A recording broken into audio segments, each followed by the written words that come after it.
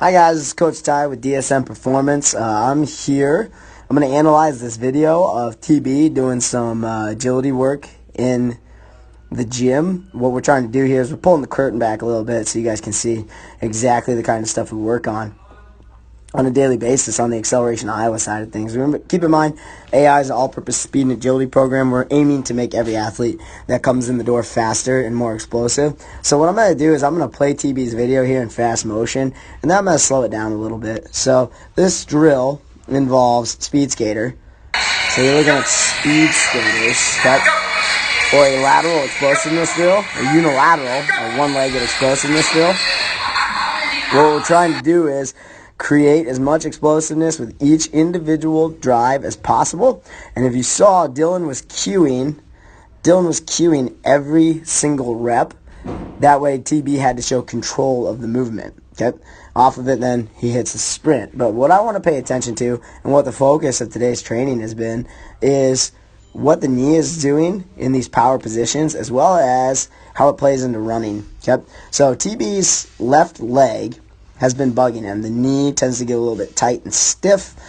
He feels like the entire left side, so his IT band on the left side of the quad and his up to his lat on his left side, they tend to get pretty stiff, or he feels some slight pain in there. Okay? And we're going to break down, and we're going to be able to see exactly why as he gets going here. So I'm going to slow-mo this video so you guys can watch. Now, as he drives out, he's doing a pretty good job there. It takes a second. Not every rep is perfect to stabilize. Okay, so you see he gets back to his power position. Knees over the toe there. All right. Same thing here on the left leg. He's in a good spot. Nose over toes, ready to explode off the ball of the foot. Then he drives back out.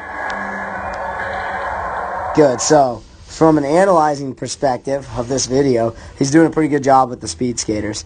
He's doing a good job finding balance. He's doing a good job keeping his toes straight ahead, keeping the knee tracking over the toe, and staying in his nose over toes position. He's ready to drive right now. Okay, so we're going to slow this down even more. I'm going to go frame by frame here. What I want you to pay attention to is what happens to the left side. So that is the first leg that will strike the ground in his run. As he gets ready to go here he comes, here he comes, here he comes. Watch the left leg. So we drive out, bingo. Okay? His hips have swiveled. That knee has caved inside of his hip. So his shoulders and his hips. So if I draw straight, whoa, that's no good.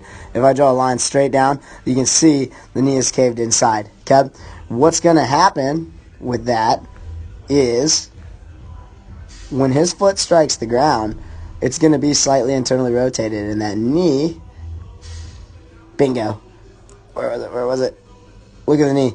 The knee is tracked inside the foot. So if I draw a line straight down from his hip, look at that. Knee is tracked inside the foot. Okay, he actually does get his foot back pretty close to toe straight ahead, which is all right. But that lets me know that all the impact or the force that he just applied went through the inner half of his knee, right, or went through the inner half of his leg. So that knee is going to get lit up from that since it's not tracking directly underneath the hip, and eventually the knee issues lead to IT band issues on the outside up to the left-hand side. The entire left side of the body is telling him, hey man, we got to fix this, we got to fix this, we got to fix this. And so it's something we've been working on. So we're lucky enough to have those treadmills in the background there. He can see with every strike on the treadmill what his left side is doing. So when we're actually moving, it's something we focus on in the mirrors as he's moving on the treadmill. And you see that right foot's not so bad, right?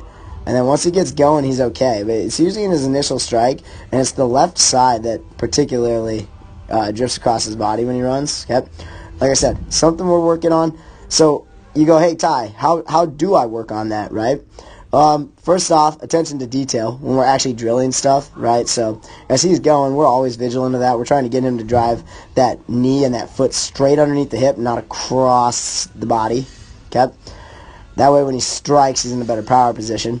But also, there's simple drills, things such as A skips and B skips. If you've never seen those, just do a quick Google search. You'll see an A skip and a B skip, where it slows down basically the stride rate of a run on bare ground. It isolates one leg at a time, and we can focus then when that one leg is isolated on keeping it directly underneath the hip. Okay, so like I said, I'm just posting this video because I wanted to pull back the curtain a little bit and show you guys that it's not all, Acceleration Iowa is not all treadmill runs and nonstop action, nonstop pace.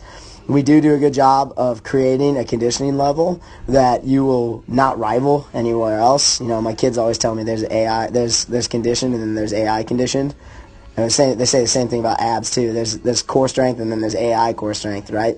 Those are always two big things we work on. But we do and we will slow it down and make sure the mechanics are right with videos like this.